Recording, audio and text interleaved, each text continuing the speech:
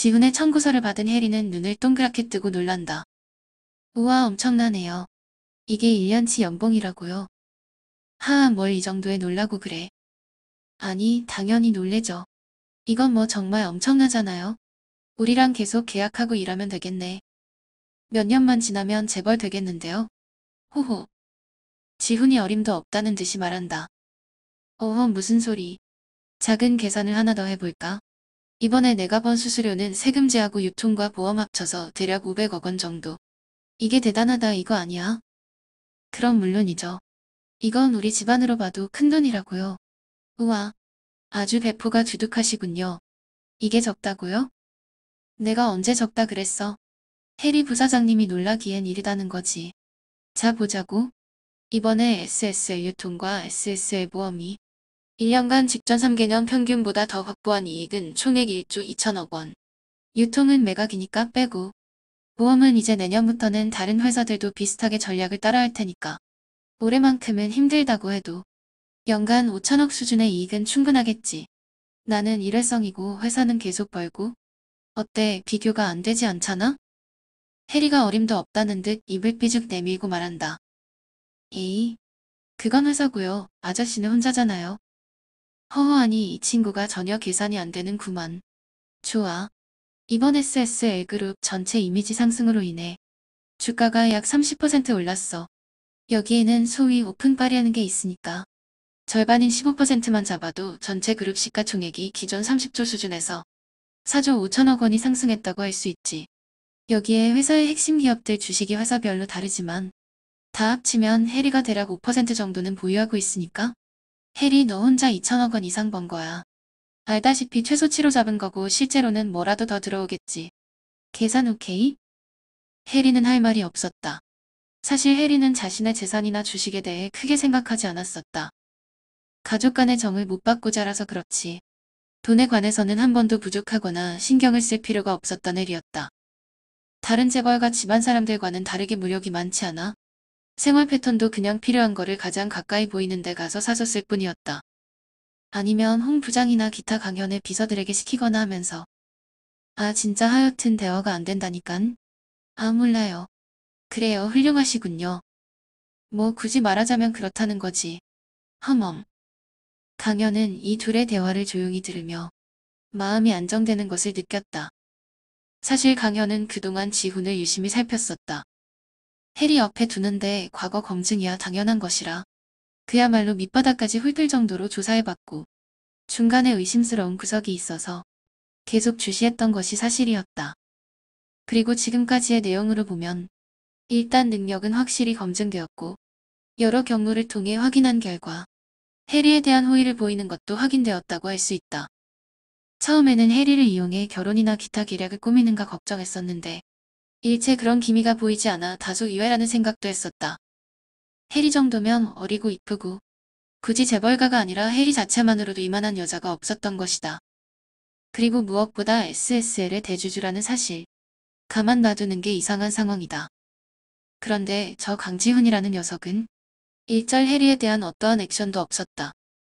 한참을 고민하던 강연이 말한다. 좋아, 자네의 계산서는 잘 받았네. 일주일 안에 정산해서 지급될 걸세. 그리고 네, 감사합니다.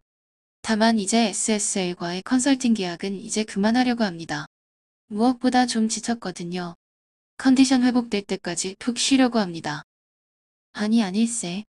일 일화가 아니라 회사로 들어오는 게 어떤가. 우리 SSL 본사로 말이야. 지훈이 생각지 못했다는 듯 손을 내저으며 말한다. 아이고 부회장님 무슨 말씀이십니까? 지금도 힘듭니다. 그리고 제가 입사하면 이제 실무급 차부장인데 혹시 임원을 달아주신다고 해도 여러모로 어렵지요. 아, 내가 제대로 말을 안 했군. 단순한 입사가 아니야. 내 배포를 무시하는구만. 내 제안은 우리 회사 그룹 사장으로 들어오라는 걸세. SSL전자를 제외한 전 계열사에 정권을 주지. 직급도 나를 제외한 넘버2라고 할 수 있는 위치라네. 해리만 해도 계열사 부사장이지만 본사 직급으로 하면 전무급이거든. 해리보다도 2개 직급이나 위란 말이지. 더구나 모든 권한을 다 갖는 실세 사장. 강연에 전혀 예상치 못한 말에 지훈과 해리가 모두 크게 놀랐다. 삼촌. 그게 정말인가요? 그룹사 사장이요? 부회장님 말이 안 되는 내용입니다. 제가 사장이라니요. 이건 뭐, 좋게 봐주시는 것은 감사하지만 너무 엄청난 일이네요. 불가한 일입니다. 농담이 지나치시군요. 강현이 소파에서 몸을 일으키며 대답한다. 자네는 이 이강현이가 허언을 할 사람으로 보이나? 아니, 그건 아니지만. 지훈은 대답을 제대로 잊지 못했다. 이강현이 누구인가?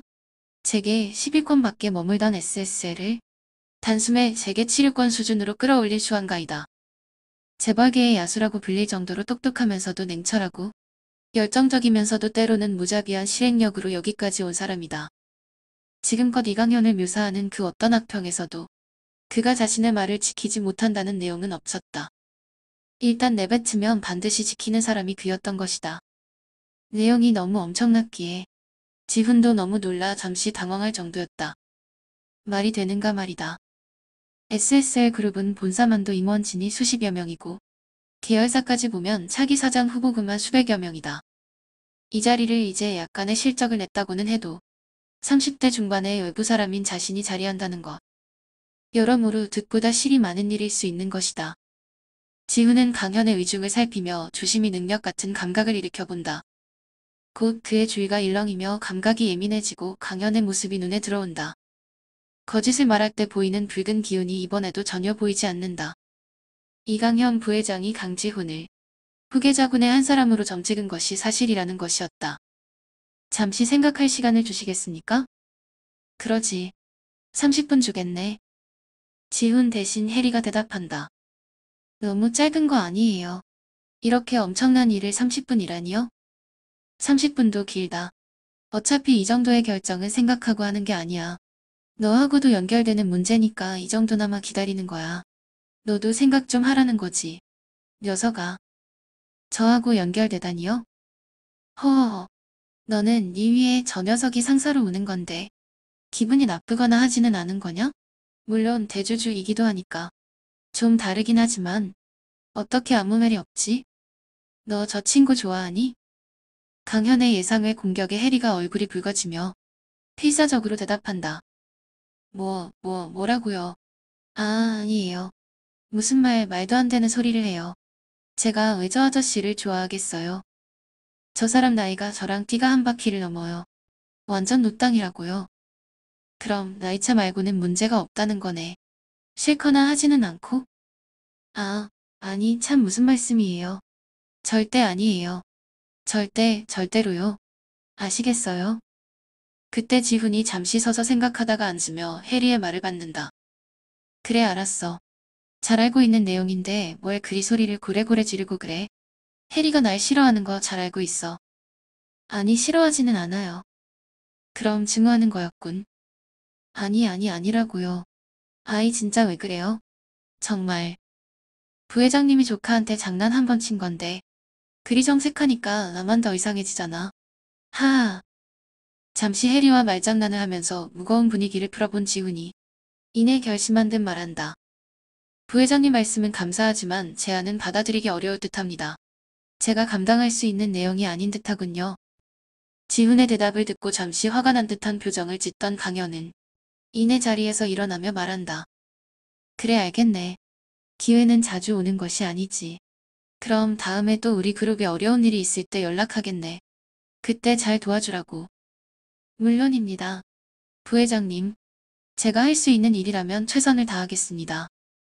때마침 비서가 다음 스케줄을 이야기하자 강현은 바쁜 듯 부회장실을 빠져나갔다.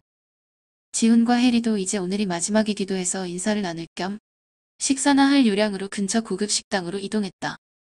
음식을 주문하자마자 혜리가 묻는다. 사실 아까부터 궁금증이 폭발 직전이었던 혜리였다. 아니 미쳤어요? 어떻게 그 자리를 마다할 수가 있죠? SSL그룹의 넘버2라고요. 아주 배가 부르셨네요. 대단하십니다. 대단해요. 응 내가 좀 대단하긴 하지. 아이 참 답답해 미치겠네. 최근에 컨설팅 수수료가 좀 들어오니까 이제 우리 그룹 정도는 양해도 안 차나 보죠?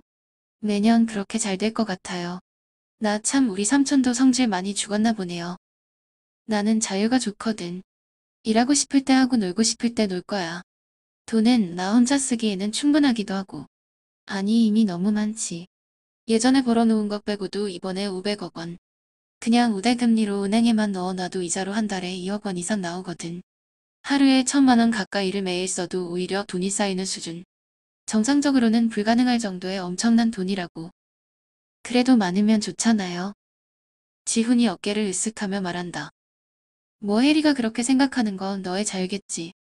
돈이 많고 재벌이라고 꼭 자선활동이나 봉사를 열심히 해야 하는 이유도 없고 기부를 할 의무도 없어. 자기 자신을 위해 많이 모으는 것도 잘못된 일은 절대 아니야. 다만 혜리 내가 정말 경영의 뜻이 있고 아버지의 유지를 이어받는다는 의미로 SSL의 후계자가 되고자 한다면 원칙과 원하는 바를 잘 세우기 바래. 그게 무슨 말이죠? 혜리는 자꾸 아버지의 뜻을 이어받는다고 하는데 그게 뭐를 말하는 거지? 구체적으로 선친께서 뭐라고 하신 게 있니? 혜리는 갑자기 말문이 막혔다. 곰곰이 생각해보니 아버지는 항상 아프셨었다. 그리고 말이 많이 없으시기도 했고 돌아가실 때도 하고 싶은 대로 재미있게 살라고 하셨던 정도만 기억이 난다.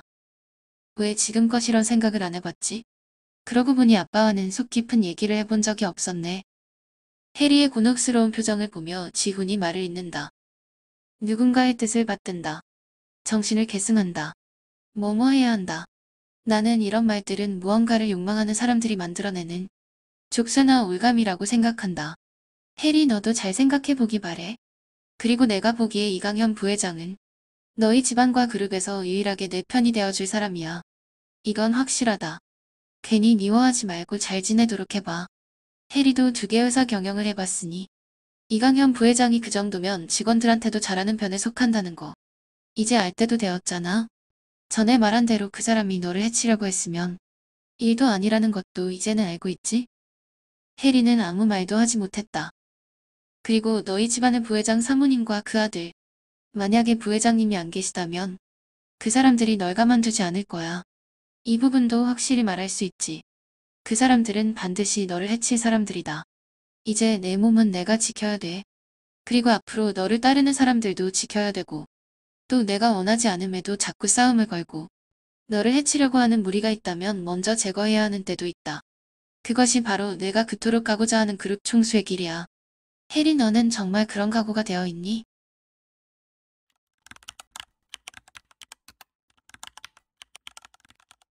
지훈은 오래간만에 제대로 쉴 수 있었다. 심신이 완전 번아웃 상태라 회사일커녕 노는 것도 못할 지경이다. 교통사고가 난 뒤 얼결에 SSL 그룹의 일을 맡게 된 뒤로 1년 반 정신없이 달려오는 동안 지훈은 많은 것이 소모된 것을 느꼈다.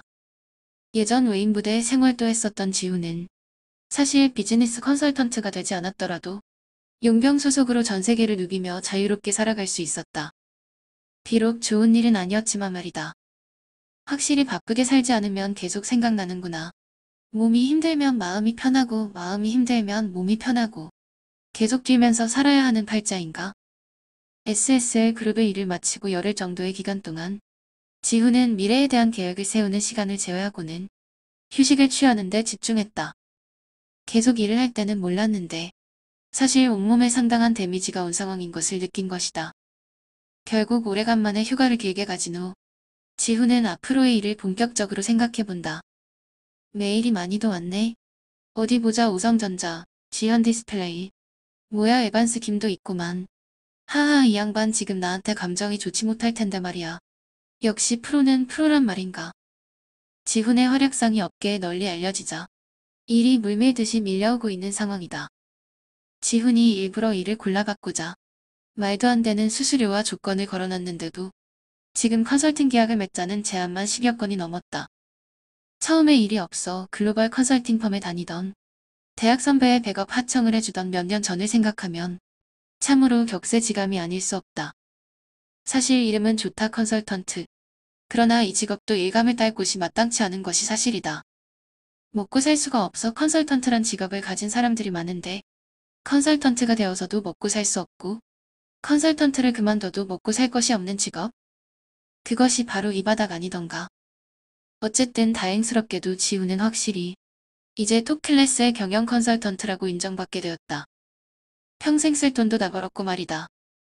뭐 나쁠 건 없겠지. 그럼 이제 슬슬 나가볼까? 국내 메이저 6성급 호텔 중에 하나인 5성 그랜드 호텔. 크고 화려하기가 이를 데 없는 국내 최고 수준의 호텔이다.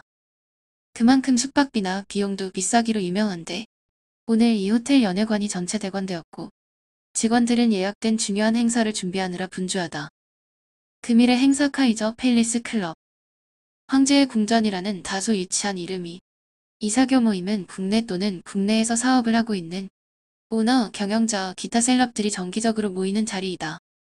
추가로 유력 정치인이나 각 분야 최고 순위 랭커들도 모이는 자리이기에 그 참가 조건과 자격도 엄격하기 짝이 없었다. 기본적으로 재계 순위가 최하 30위권 서열은 되어야 하는 그들만의 리그인 것이다. 아니면 그에 준하는 어떤 퍼포먼스를 보여줬던가? 개인적으로 네임밸류가 있던가 하는 그런 수준 말이다. 파티가 한창 중인 연회장 지훈은 지금 해리의 부탁을 들어준 것을 후회하고 있었다. 잠시 자리만 지키고 말상대나 해주면 된다는 말에 별 생각 없이 따라온 자리인데 지금 주위 상황을 보니 부담스럽게 짝이 없었다. 혹시 어디 가서 말 한마디 못하고 왕따 같은 행동이나 하다가 괴롭힘이나 당하지 않을까 해서 왔는데 생각해보니 제게 서열 10위권이네. 금지용렵이 아니었던가? 더욱이 최근 해리가 맡았던 회사들이 아주 화려한 성과를 내는 바람에 지금 해리의 주가가 매우 치솟은 상태였다. 거기다 나이 어리고 예쁜 청춘이니 이런 사람에 관심이 없을 리가 없다. 맨날 일만 하면서 본의 아니게 핀잔만 주고 뭐라 하기만 하다 보니 너무 어린 여동생으로만 봤던 지우는 자신의 판단 미스를 인정했다. 자, 그럼 뭐 내가 더 있을 필요는 없겠네. 이거 적당히 상황 보고 빠져야겠구만. 그때였다. 어이구 강지훈 실장님 아니십니까? 반갑습니다. 아, 네 반갑습니다. 에반스 대표님. 반갑게 손을 내미는 상대는 지난번 SSL 유통 때 지훈에 의해 제대로 한 방 먹었던 로열 인터내셔널 PEF의 에반스 김이었다. 지훈으로서는 별로 마주치고 싶지 않은 사람이었는데 장소가 장소인 만큼 달리 피할 장소가 없었다. 예전에 다른 경제단체 행사나 리셉션에서 몇 번 보기는 했지만 그때는 에반스 김이 지훈을 신경 쓸 필요가 없었다. 그런데 에반스 김의 개인적 관심이 더해지기는 했지만 어느덧 지훈은 자신도 모르게 경제계의 다크호스가 되어 오늘 이 자리에서도 전혀 부족하지 않은 인물이 된 것이다. 일전에는 신세 많이 졌습니다. 강 실장님, 아주 아프게 제대로 당했지요. 그때 얼마나 고생을 했는지 저희 회사에서도 실장님 관련해서 몇 달 동안 하지쉬었습니다. 이건 뭐 팬클럽까지 생길 정도라니까요. 허허허. 하, 그럴 리가요. 그때 괘씸하다 생각지 않으시고 마무리 잘해주셔서 여러모로 감사했습니다. 역시 프로다우면서도 대인답게 깔끔한 마무리였습니다. 덕분에 회사와 저 모두 살았습니다. 지훈의 이 말은 사실이었다. SSL 유통의 경우 단지 지훈과의 수싸움에서 졌다는 사실에 분노하거나 개인적 원한을 가지고 이를 어렵게 만들려고 했으면 방법은 얼마든지 있었다. 그러나 에반스 김은 그 상황에서도 철저히 비즈니스성 마인드로 상황을 분석하고 다음 스텝을 준비해 놓았었다. 자신의 승리가 확실한 상황에서도 혹시 모를 만일의 사태를 대비해 보험을 들고 관련 플랜 B를 바로 실행해 모두가 사는 최고의 마무리를 이뤄낸 것이다. 결과적으로 지훈과의 대결에서는 졌으나 가장 큰 이익을 가져갈 수 있었다. 당시 그 에반스의 보험을 받은 보험회사만 아쉽게 된 것을 빼면 말이다. 지훈은 이 모든 상황들을 조사하고 보고받으면서 이 에반스 김이란 사람과는 가능한 한적으로 만나지 말아야 한다는 생각을 했었다. 그런 사람을 오늘 이 자리에서 만나게 된 것이다. 무슨 말씀을요? 완전히 저희의 패배입니다. 다만 오늘 실장님이 제 얼굴에 금치를 해주시는 격려의 말씀은 감사히 받겠습니다. 하하, 아닙니다. 그런데 오늘은 여기 혼자 오셨나요? 아, 이혜리 부사장님의 초청으로 왔는데 이제 슬슬 돌아가려고 합니다. 딱히 아는 사람도 없고 저는 재벌가의 사람도 아니니까요. 에반스가 지훈에게 샴페인 잔을 하나 건네며 말한다. 앞으로 이 나라 경제계 중요 인사가 되실 분이 벌써 가시면 안 되지요. 저도 재벌가의 사람이 아닌 것은 마찬가지니까요. 간단히 저와 함께 파티 투어 한번 하시지요. 제가 안내하겠습니다. 어떠십니까? 지훈은 사실 그리 내키지 않았지만 에반스 킴이 이렇게까지 나오자 더는 거절할 명분이 없었다. 사실 이대로 그냥 가면 해리한테도 좀 그렇고 이상하게 오늘은 집에 가서 혼자 있기도 좀 싫은 그런 기분이 들었다. 알겠습니다. 그럼 이끌어주시면 견문 한번 넓혀보겠습니다. 허허허. 역시 매너가 좋으십니다. 실장님. 자 그럼 이쪽으로 가시지요. 에반스 킴의 안내로 파티장 이곳저곳을 둘러보며 사람들과 바쁘게 인사를 나누던 지우는 예상보다도 훨씬 넓은 에반스 킴의 인적 네트워크와 그의 무형적인 힘에 상당히 놀라게 되었다. 여기 모인 사람들이 누구던가?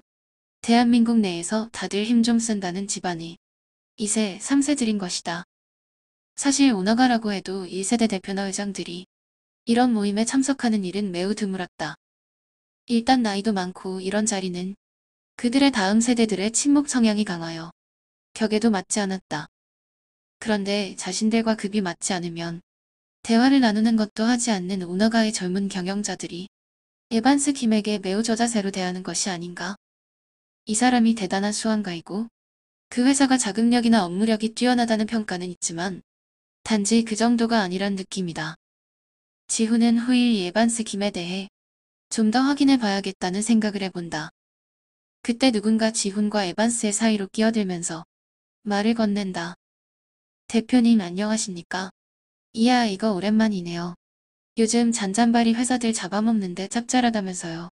이거 참 훌륭하십니다. 흐흐. 아 부사장님 오랜만입니다. 잘 지내셨죠? 항상 내가 먼저 인사해야 아는 체를 해주니 꼭 내가 부하 같아 보이네요. 네? 내가 항상 기분이 좀 그래요. 허허 별 말씀을요. 많이 취하신 것 같은데. 다음에 다시 인사 나누시지요. 그럼 이만. 이제 30살 좀 넘었을까 싶은 청년이 술에 취한 모습으로 에반스 김의 앞을 막아선다. 호리호리하고 눈빛이 가는 게 냉정하고 잔인한 인상이다. 지훈은 자리를 피하자는 에반스의 눈짓을 보고 반대편으로 이동하다 멈칫했다. 이 청년이 자신의 팔을 잡아 끈 것이다. 이거게나 소나 다 무시하네. 너 어느 집안 몇째냐? 아주 건방지시네. 여기는 뭐 나만 보면 다 피해. 이봐요 김 대표 우리 회사를 말이야. 나랑 우리 아버지를 2번이나 물 먹여놓고 겁도 없이 여기를 찾아와. 그리고 얘는 뭐야? 이런 애 상대하느라 나 무시한 거요?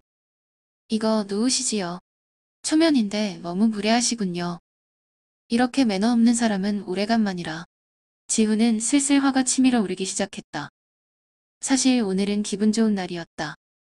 자신이 오래 공을 들인 SSL 그룹 건이 잘 마무리되어서 본인도 좋고 서포트했던 해리도 이제 나이가 어리고 실적이 없다고 무시당하는 상황에서 오늘 보니 어엿한 기업인 경영자가 된 듯한 모습이다. 그리고 어려운 상대였던 에반스 김과의 만남도 즐거운 일이었다. 천재가 있다면 이런 사람을 말하는 거겠지. 경영 경제 분야는 물론이고 정치 문학 역사, 다양한 외국어 구사 능력과 언어를 넘어서는 해외 각 국가들의 문화와 상황까지 그야말로 모르는 것이 없었다. 지훈도 컨설턴트 일을 수행하기 위해서이기도 하고 어린 시절부터 관심이 컸던 분야들이라 지속 공부해 왔는데 에반스에 미치지 못하는 부분이 많음을 느낀 것이다. 물론 이는 에반스도 마찬가지로 지훈에게 많이 놀랐고 그에게 더욱 관심이 깊어지던 상황이었다. 그랬던 좋은 기분이 이 버릇없는 녀석 때문에 망쳐진 것이다. 뭐래. 이 머슴 놈들이 지금 뭐라고 떠드는 거야. 건방진 놈들이 말이야. 돈 좀 주면 엉덩이 팔랑팔랑 거리는 놈들이. 이 자식이. 갑자기 쩌악 소리와 함께 지훈의 얼굴이 세차게 돌아갔다. 백형그룹의 3세 경영자인 양호원 부사장이 지훈의 뺨을 때린 것이었다. 그 소란에 흥겹게 울리던 밴드의 연주가 멈췄고 주위 모든 사람들의 시선이 고정되었다. 난데없이 뺨을 맞고 잠시 얼굴을 만지던 지훈이 나직이 말했다. 다시 한번 쳐보시지. 분명히 경고하는데 아주 개망신을 당하게 될 거야. 뭐야? 이런 시선방진 자식이 뭐라고 짓거리는 거야. 그러면서 다시 지훈의 뺨을 때리려던 양호원의 손을 피한 지훈은 그대로 왼 어깨로 그의 몸을 감는 동시에 다리를 걸어 힘껏 집어던졌다. 얼마나 세게 맺혀졌는지. 양호원은 테이블을 2개나 지나 한식 요리가 있는 곳까지 던져져서야 정신을 차리고 일어났다. 그의 고급스러운 실크 양복이 김치 국물과 기름 범벅으로 온통 젖어버렸다. 잠시 당황하던 양호원이 밖에 대고 외친다. 야, 밖에 가드 애들 다 불러.